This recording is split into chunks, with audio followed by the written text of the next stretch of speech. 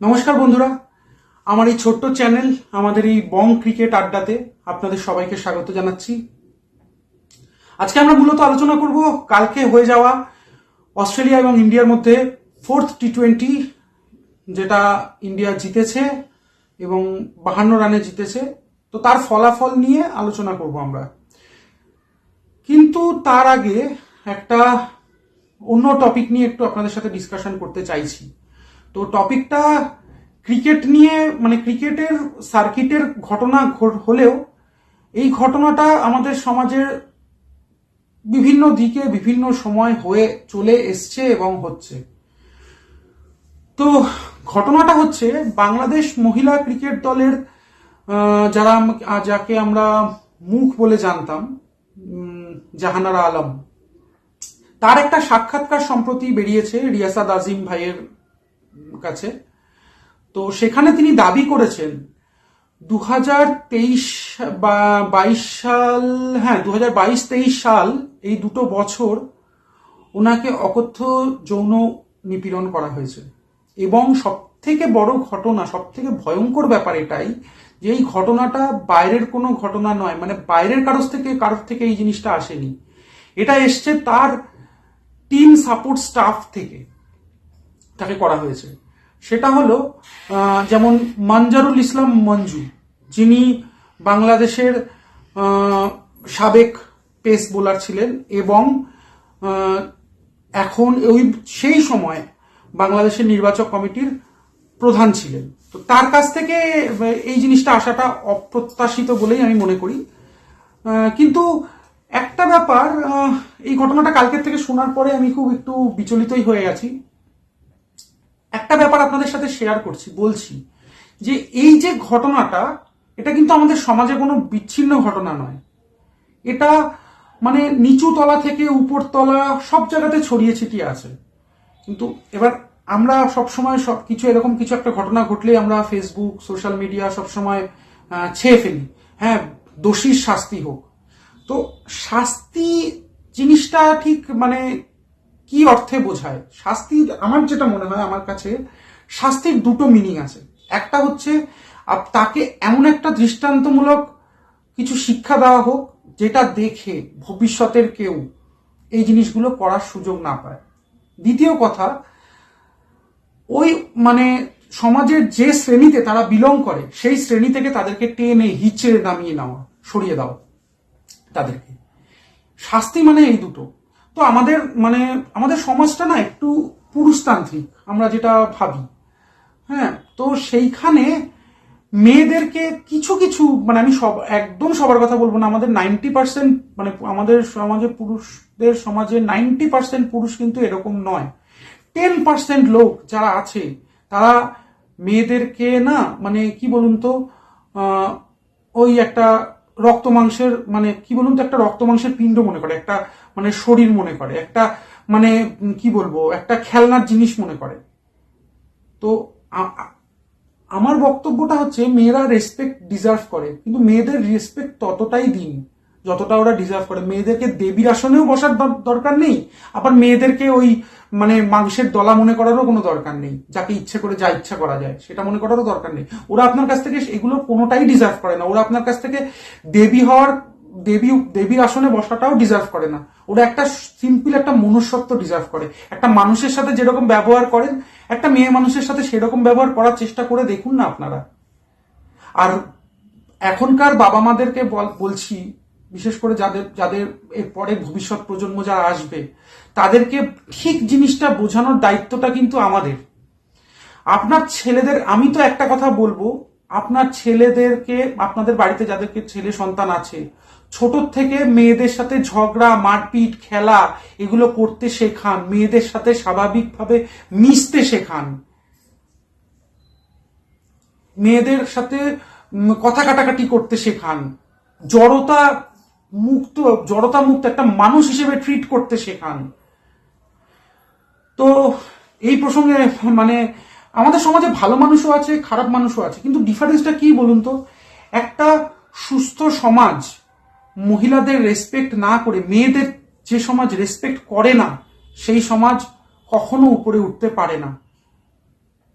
উন্নত সমাজ হিসেবে নিজেদেরকে দাবি করতে পারে না। আমাদের দেশেও এই ঘটনা আছে, কিন্তু আমাদের দেশে কি বলুন তো, ব্যাপারটা ঊর্ধ্বতন মানে যখন উঁচু লেভেলের লোকজন এগুলোতে ইনভলভ হয়ে যায় তখন সবাই চুপ করে থাকে না। আমি অবাক হয়ে গেলাম, আমি একমাত্র রিয়াসাত আজিম ভাই, নোমান ভাই, বাংলাদেশের প্রথম আলোর সাংবাদিক উৎপল শুভ্রকে আমি ধন্যবাদ জানাই যে তারা এই ব্যাপারে হুইসেল ব্লোয়ারের কাজটা করেছেন। অন্তত এখন থেকে আশা করি শুরু হবে, বিসিবিরও টনক নড়বে। কিন্তু আমি অবাক হয়ে গেলাম, বিসিবি এখনো অব্দি কোনো রকম কোনো পদক্ষেপ গ্রহণ করলো না এটা নিয়ে, এবং পদক্ষেপ তো করলোই না, একটা উল্টো মেসেজ দিয়ে তাকে মানসিকভাবে অসুস্থ দাগিয়ে দেওয়ার চেষ্টা হলো। আমি জানি না ওরা কাকে লুকানোর চেষ্টা করলো।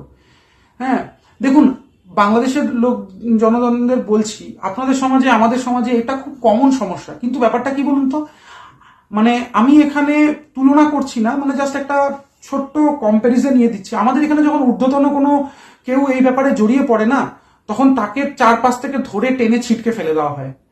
হ্যাঁ, আপনাদের এই কাজটা করা বাকি। আপনারা যত তাড়াতাড়ি সম্ভব সবার শুভবুদ্ধি উদয় হোক, এই সমস্ত মানুষগুলোকে চিনে তাদের মুখোশগুলোকে টেনে খুলে ফেলে তাদেরকে তাদের পজিশন থেকে নামিয়ে তাদেরকে এমন জায়গায় নিয়ে যান যে তাদের কি বলবো, মুখ দেখাতে লজ্জা লাগে এরকম জঘন্য অন্যায় করার জন্য। তাদেরকে যেন পর্যাপ্ত শাস্তিটুকু হয়, একটা সুষ্ঠু তদন্ত দাবি করা তো যেতেই পারে, তাই না? এই যে আপনাদের আজ রিয়াসাত আজিম ভাই, নোমান ভাই, এদের তো কত সাবস্ক্রাইবার আছে, এরা হ্যাশট্যাগ ভয়েস ফর জাহানারা বলে একটা চালাতে পারেন না? আমাদেরও তো কিছু দায়িত্ব আছে। যারা ইউটিউবে ভিডিও দেখে, শুধু দেখে কমেন্ট করে লাইক করে ছেড়ে দিয়ে চলে যায়, তাদেরও কিছু না কিছু তো দায়িত্ব থাকে। কেউ একটা শুরু করুন, রেস ভয়েস ফর জাহানারা বা এরকম সামথিং কিছু দিয়ে হ্যাশট্যাগ করে। সমাজে ভালো মানুষ থাকে, সমাজে খারাপ মানুষ থাকে। তো এই প্রসঙ্গে আমি আমাদের অফিসে একটা কথা বলি, ঘটনা বলছি। সেটা হচ্ছে যে আমি কর্মসূত্রে যেখানে কাজ করি, তো সেখানে একটা সিকিউরড জোন আছে। তো সেই সিকিউরড জোনে মোটামুটি 40-50 জন মতন আমরা কাজ করি। তো সেখানে না একটা সেখানেও ঢোকার জন্য আলাদা অ্যাক্সেস দরকার হয়। এখন জায়গাটা একটু আলো আধারি, থিয়েটার টাইপস, যেমন সিনেমা হল দেখেন না, সিনেমা হলের থেকে একটু বেশি আলো। তো আমাদেরই এক কলিগ, কিছুদিন আজ থেকে 1 বছর আগের ঘটনা, আমাদেরই এক কলিগ, সে হঠাৎ করে বললো আমি রেজিগনেশন দেব মেয়ে। তো তখন আমরা বললাম কেন রেজিগনেশন দিবি, কি করবি না করবি, তো কিছু জানায়নি। তো এইচআরের কাছে গেছে, এইচআরও কিছু বলেনি। এখন রেজিগনেশন দিতে গেলে এক্সিট ইন্টারভিউ হয়, তো এক্সিট ইন্টারভিউকে ওকে কারণ জিজ্ঞেস করা হয়েছে, তখনও পুরোটা বলেছে। তখন বলার পরে বলছে আমি এটা নিয়ে কোনো রকম কিছু কোনো চাই না, আমি নীরবে সরে যেতে চাই। তো তখন এইচআর বলেছে ঠিক আছে, আমরা দেখছি ব্যাপারটা, তুমি ঠিক আছে, তুমি যেরকম, এখন আমাদের রেজিগনেশন দিলে 3 মাস নোটিস পিরিয়ড থাকে, সার্ভ করতে হয়। তো বলছে ঠিক আছে, এই ইন দ্য মিন টাইম যদি কিছু কোনো অবস্থার চেঞ্জেস হয় আমরা তোমাকে জানাবো, ঠিক আছে। তো ও করলো, এইচআর যেটা করলো, ওর ম্যানেজারকে বললো যে এরকম ঘটনা ঘটেছে। তো ঘটনাচক্রে যার থেকে অ্যাকচুয়ালি ঘটনাটা হচ্ছে যে মেয়েটার যে ম্যানেজার, তার যে ম্যানেজার উইদাউট অ্যাক্সেস ওখানে আসতো, এসে নানা অছিলায় ওর বডি টাচ করার চেষ্টা করতো, তাকে কাজ দেখিয়ে দেওয়ার নাম করে শরীরের বিভিন্ন অঙ্গে টাচ করতো, করতো, যেটা খুবই বিব্রতকর এবং হ্যারাসকর, হ্যারাসমেন্ট যথেষ্ট। তো এখন ওর ম্যানেজারের কাছ থেকে প্রথম রিপ্লাইটা ওর কাছে এলো যে তুই তো এই ঘটনাটা আমাকে একবার জানাতে পারতিস, তো তোর কি আমার উপরে কোনো ভরসা নেই? তো আমি তো তখন বললো না, মেয়েটা বলছে না, আমি তো এটা কাউকে বলতে চাইনি, আমার খুব ভয় লেগেছিল, কেননা যে এটা করেছে সে তার যথেষ্ট হোল্ড আছে এবং সে যথেষ্ট একটা বড় পজিশন দাবি করে। তো বলছে যাই হোক, তুই আমাকে বলতে পারতিস, ঠিক আছে শোন, ও বলছে যে ওর ম্যানেজার বলছে যে শোন, তুই আমাকে একটু ভরসা করতে পারিস, তাহলে দেখি আমি কি করতে পারি। তো ও অনেক গাইগুই করলো প্রথমে, তারপরে বললো যে হ্যাঁ ঠিক আছে, দেখুন আপনি কি করতে পারেন দেখুন। তো ওর ম্যানেজার ফার্স্ট যে জিনিসটা করলো সেটা করলো, তার যে উপরে ম্যানেজার যে আর কি অ্যাকচুয়াল কালপ্রিট, তাকে বললো যে আপনি বিনা অনুমতিতে, উইদাউট এনি পারমিশন, আমার রিসোর্সকে আপনি হ্যারাস করার চেষ্টা করবেন না। তো এরকম বললে যা হয় আর কি। তো সে বলছে যে তুই কে, মানে who the hell are you to guide me, what should I do or not to do. তো তখন এইসব বলার পরে যাই হোক, ও আবার মানে পুরো একরোখা হয়ে গেছিল ওই লোকটা। তো সে ঘটনাচক্রে সে বাঙালি, আমি নাম বলবো না, কিছুই বলবো না। তো সে উইদাউট অ্যাক্সেস যেরকম আসছিল সেরকমই কদিন পর থেকে আবার আসা শুরু করলো। তো ওই মেয়েটার যে ম্যানেজার, তো ওর তার নিজের কেরিয়ারের পরোয়া না করে, কোনো মানে কি হবে ওর ভবিষ্যতে কি সব না করে, ও পশ কমিটিকে যেটা মানে রিপোর্ট করলো। রিপোর্ট করার পরে ইনভেস্টিগেশন হলো, ইন্টারনাল ইনভেস্টিগেশন হলো, এবং ঘটনাচক্রে যে কালপ্রিট তার চাকরিটা গেল। আর সেই মেয়েটা বহাল তবিয়তে তারপরে চাকরি করছে। তো আমার বলার উদ্দেশ্য এটাই যে এই সমাজেই একজন পুরুষ মানুষ থাকে যে কিছু চিন্তা না করে একজন মেয়েকে সাপোর্ট করে, সাহায্য করে। আবার এই সমাজেই একটা পুরুষ মানুষ থাকে যে একটা মেয়েকে একা দেখে তার সুযোগ নিতে চায়। তো ব্যাপারটা পুরুষ মানুষ, স্ত্রী, লিঙ্গ, জাতি, ধর্ম, বর্ণ বিশেষে নয়। এই এই যে রোগটা রয়েছে না, এই বীজটা রয়েছে না, এটা মানুষের মধ্যে, মানুষে ডিফাইন করে, মানুষ আর অমানুষের মধ্যে ডিফারেন্স তৈরি করে দেয়। তো আপনারা, আমি আশা করব আপনারা সবাই এটা নিয়ে সোচ্চার হবেন। নিজের মতন করে একটু একটু করে একটু ইনিশিয়েটিভ আপনারা নিতেই পারেন। তাদের সাপোর্ট প্রয়োজন। যারা এই ঘটনাটার মধ্যে দিয়ে যায়, আমার মনে হয় তাদের পাশে, তারা ডিজার্ভ করে তাদের পাশে দাঁড়ানো। একটা আভ্যন্তরীণ একটা তদন্ত তো হতে পারে না। একটা মেয়ে বাংলাদেশ ক্রিকেট এত কষ্ট করে খেলে, নিজের সমস্ত পরিশ্রম দিয়ে, নিজের সমস্ত শ্রম দিয়ে, এবং এটা রুটি রুজির জন্য, এটা তো তার রুটি রুজি দিয়ে, মানে সমস্ত পরিশ্রম ঢেলে, সমস্ত সাধনা ঢেলে একটা জায়গায় গিয়ে পৌঁছয়। তারপরে এরকম একটা কারণে তাকে সবকিছু ছেড়ে দিয়ে মেন্টাল অ্যাসাইলামে গিয়ে তার মানসিক চিকিৎসা করাতে হচ্ছে। আপনার মনে হয় না এটা একটা প্রতিবাদ করার জন্য যথেষ্ট কারণ হতে পারে? ভেবে দেখবেন। যাই হোক, এবার পরের টপিকে আসি।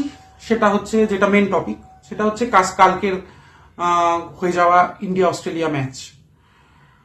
তো আমি এখানে খেলায় কে কত করেছে, মানে স্কোর কার্ড এই ইয়ে করে আমি প্রত্যেক প্লেয়ার টু প্লেয়ার বিশ্লেষণ করে আমি ভিডিওটাকে লেংদি করতে চাই না। আমি কতগুলো ছোট ছোট খেলাটার ছোট ছোট অ্যাসপেক্ট নিয়ে আলোচনা করছি। অ্যাসপেক্টটা হচ্ছে, ইন্ডিয়া 167 রান করেছিল 20 ওভারে, 167 ফর 8। একটা সময় ইন্ডিয়া 120-21 রান ছিল 2 উইকেটে, সেখান থেকে ধস নেমে 167 করেছে। অনেকে বলছে ইন্ডিয়া রানটা 180 হতে পারতো, 190 হতে পারতো, কেউ বলছে 200 হতে পারতো।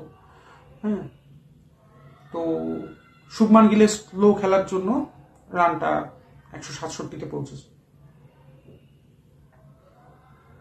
আমি এই যুক্তিটার হ্যাঁ না কিছুই বলবো না, আমি শুধু এটার একটা উল্টো অ্যাসপেক্ট নিয়ে আলোচনা করতে চাই। আমাদের চিন্তা ভাবনা তো বিভিন্ন সময় বিভিন্ন দিকে প্রবাহিত হয়, তো এটার উল্টো দিক থেকে একটু ভেবে দেখি তো।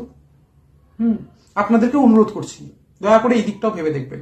সেটা হচ্ছে, অস্ট্রেলিয়ার ইনিংসে অস্ট্রেলিয়া কালকে অল আউট হয়েছে 18 ওভারে, 18th ওভারে গিয়ে অল আউট হয়েছে।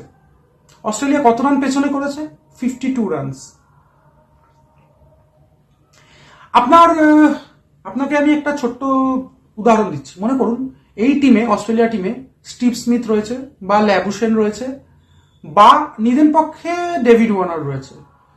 তাহলে অস্ট্রেলিয়া এই 52 রানে পিছিয়ে থাকতো, না আরো কাছাকাছি যেত, বা ম্যাচটা জেতার চেষ্টা করতো, বা সামহাও যাই হোক, ম্যাচটা কি এত লাস্টের দিকে যেরকম অপ্রতিদ্বন্দ্বিতামূলক হয়ে গেছিল সেরকম হতো? আমার তো মনে হয় না। তো এটা কারণটা কি? এটার কারণটা হচ্ছে আমাদের দৃষ্টিভঙ্গির পার্থক্য। আমরা মনে করি আমাদের টি-20-তে সবাই মানে ধরতক্তা মার পেরে, সবাই আসো, মারতে থাকো, শুরু করো। প্রথম বল থেকে প্রথম একটা দুটো বল সেট হও, তারপর থেকে যত জোরে পারো মারো। এক্স্যাক্টলি অস্ট্রেলিয়া এই ভুলটাই করেছে।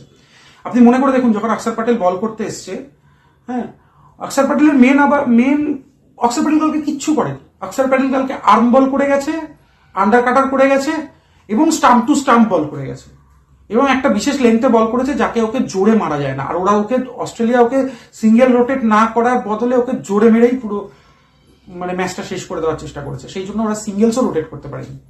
আকসার প্যাটেল আন্ডারকাট, আমি এই মুহূর্তে মনে করি আকসার প্যাটেল যে আন্ডারকাটিংটা করে বলে, সেটা এই ওয়ার্ল্ডে একমাত্র এর আগে সাকিব আল হাসান করতে পারতো, আর কেউ করতে পারে না আমার জ্ঞান তো। আন্ডারকাট আপনাদের বলে দিই যে ব্যাপারটা কি। তো বলটা যখন ছাড়া হয় তখন না বলটা সিমে পড়ে না, যখন জেনারেলি অফ স্পিনাররা যখন বল করে তখন বলটা সিমে পড়ে মুভ করে, এদিকে যায় বা ডিরেকশন চেঞ্জ হয়। তো আন্ডারকাটের বলটা হচ্ছে, বলটা এইভাবে ঘুরবে, একটা বাহাতি অফ স্পিনারের ক্ষেত্রে দেখাচ্ছি, এইভাবে ঘুরবে, বলটা সিমে পড়বে না, সিমে না পড়ে এই যে এরিয়াটা আছে এই এরিয়াটাতে বলটা পড়বে, পিচের সাথে টাচ করবে, করার পরে ভ্যারিয়েবল বাউন্স আসবে, লো হবে। অস্ট্রেলিয়া সেই জিনিসটাতেই কালকে মার খেয়ে গেছে, ওকে হ্যান্ডেল করতে পারেনি। 4 ওভারে 16খানা ডট বল দিয়েছে অক্সার প্যাটেলকে। তো আপনি মনে করেন স্টিভ স্মিথ বা ল্যাবুসেন থাকলে ওরা ঠিক এই অক্সার প্যাটেলকে খেলার এই প্রসিডিওরটাই ওরা ফলো করতো? আমার তো মনে হয় না। তো যেই কারণে অস্ট্রেলিয়া 52 রান পিছনে গিয়ে শেষ করেছে, ঠিক সেই কারণে আমার মনে হয় শুভমান গিলকে ইন্ডিয়া টিমে দরকার, এখনো দরকার। আমি জানি শুভমান গিলের ফর্ম নিয়ে অনেক কথা হচ্ছে, শুভমান গিল এখনো ওই প্রত্যাশিত টাচটা পায়নি, কিন্তু কালকে একটা জিনিস মনে করে দেখুন, শুভমান গিল কিন্তু রানটাকে টেনে নিয়ে গেছে। হ্যাঁ, যখন ওর এক্সিলারেট করার কথা ছিল তখনও আউট হয়ে গেছে, মানছি, কিন্তু ও কিন্তু একটা দিক থেকে ছিল, সেই কারণে অন্যদিকে অনেকে অ্যাটাকিং খেলতে পেরেছে। এটা আমার ব্যক্তিগত মতামত, আপনারা কি বলবেন, আপনাদের ধারণা? হ্যাঁ, এখন আপনারা এটা বলতে পারেন যে হ্যাঁ তিলক বর্মা আছে এই টিমে, কিন্তু তিলক বর্মা এশিয়া কাপ ফাইনালে একটা ওরকম ইনিংস খেলেছিল, গ্রাইন্ডিং ইনিংস খেলেছিল, প্রথম দিকে অ্যাকুমুলেট করে গেছে, তারপরে যখন দরকার পড়েছে হাত খুলেছে। কিন্তু এবার আমি একটা কথা আপনাদেরকে বলবো, সেটা হচ্ছে তিলক বর্মার সামনে কত স্কোর করতে হবে সেটা জল করে দেখাচ্ছিল। আজকে ইন্ডিয়া ফাস্ট ব্যাটিং এর ক্ষেত্রে সেটার জন্য যথেষ্ট অভিজ্ঞতা প্রয়োজন, যে এক্স্যাক্ট কত রান আমার দরকার এই পিচ থেকে। মনে রাখবেন 2024 ওয়ার্ল্ড কাপের পর থেকে কিন্তু যারা এই জিনিসটা খুব ভালোভাবে করতে পারতো এবং টিমের মধ্যে ছড়িয়ে দিতে পারতো, সেই দুজন প্লেয়ার কিন্তু আমাদের মধ্যে নেই, বিরাট কোহলি এবং রোহিত শর্মা, তারাই টি20 থেকে বাইরে। তো এই পরিস্থিতিতে আমার মনে হয় টিমে অন্তত একজন প্লেয়ার এরকম দরকার, যে পরিস্থিতি বুঝে ব্যাটিংটা করতে পারে, টিমকে এগিয়ে নিয়ে যেতে পারে। অ্যাটাকিং ব্যাটসম্যান তো রইলই, এরপরে হার্দিক পান্ডিয়া আসবে, হ্যাঁ, তিলক ভার্মা রয়েছে, ওপেনিং অভিষেক শর্মা রয়েছে ওর সাথে, হ্যাঁ, পরে সূর্য কুমার যাদব নিজে রয়েছে, আকসার প্যাটেল, প্রত্যেকের অ্যাটাকিং, কিন্তু ওই খেলাটা কি তাদের আছে? হ্যাঁ, শুভমান, আমি এটা বলছি না শুভমান যা করেছে ঠিক করেছে, ওকে ওর খেলার স্কিলসের অনেক মানে স্কিলস না, মানে ওর খেলার অনেক উপরে লেভেল আপ করতে হবে, অনেকটা লেভেল আপ করতে হবে। কিন্তু ও যে খেলাটা সিঙ্গেল ডাবল করে খেলাটা যেটা করতে পারে এবং ওই ব্যাটসম্যানশিপ দেখানো, তার সাবস্টিটিউট কি ইন্ডিয়া টিমে আছে এখন? সঞ্জু স্যামসনের মধ্যে সেই অ্যাবিলিটিটা আছে কিনা আমি বলতে পারবো না, বিচার আপনারা করবেন। হ্যাঁ, যশস্বী জয়সওয়ালের ক্ষেত্রেও বিচারটা আপনারা করবেন। আবার এটাও বলবো, যশস্বী জয়সওয়াল খেললে ইন্ডিয়া টিমে লেফট হ্যান্ডারের সংখ্যা প্রথম 6 জনের মধ্যে বা 7 জনের মধ্যে কটা লেফট হ্যান্ডার হবে? 5 জন লেফট হ্যান্ডার হয়ে যাবে। সেটা নিয়ে 5 জন লেফট হ্যান্ডার 2 জন রাইট হ্যান্ডার নিয়ে প্রতিপক্ষের ম্যাচআপসের সামনে মানে ম্যাচআপসকে ভোতা করে দেওয়া, যেটা বলি আমরা এখনকার আধুনিক টি20 যেটা মানে টেমপ্লেট হয়ে দাঁড়িয়েছে, সেটা কি করা সম্ভব কিনা আপনারা বিচার করে দেখবেন। হ্যাঁ, ম্যান অফ দ্য ম্যাচ হয়েছে কালকে আকসার প্যাটেল, দুর্দান্ত খেলেছে। ওয়াশিংটন সুন্দরও দারুণ খেলেছে। এদের সম্বন্ধে বলে আমি সময় নষ্ট করছি না, সবাই খেলা দেখেছেন, সবাই বুঝেছেন, কিন্তু আমি শুধু এই ছোট্ট একটা অ্যাসপেক্ট নিয়ে আপনাদের সাথে ডিসকাস করলাম। ভালো থাকবেন সবাই। আর আরেকটা কথা, আমার প্রথম 3টে ভিডিও মোটামুটি অলরেডি 100 ভিউজ করে হয়েছে। হ্যাঁ, আমি আমার ভিডিওতে যা সেট আপ রয়েছে এগুলো দেখে আমি নিজেই সন্তুষ্ট নই, আপনারা কি করে সন্তুষ্ট হবেন? হ্যাঁ, কারণ এটার একটা কারণও আছে, কারণ আমি নিজে সেট আপসের দিকে এখন অব্দি নজরই দিইনি। আমি শুধু আমার নিজের মনের কথাগুলো আপনাদের সাথে শেয়ার করার জন্য চ্যানেলটা খুলেছি। হ্যাঁ, তো আপনাদের ভালো লাগলে, যার কারোর যদি ভালো লাগে, আমার কথাগুলোই যদি ভালো লাগে, তাহলে দেখবেন, সাবস্ক্রাইব করবেন একটু। এই আপনাদের এই ছোট ছোট ভালোবাসাগুলো আমাদের বা আমার যথেষ্ট প্রয়োজন এই মুহূর্তে, তাহলে চ্যানেলটা গ্রো করার জন্য। তো সবাই ভালো থাকবেন, সাপোর্ট করবেন, ধন্যবাদ।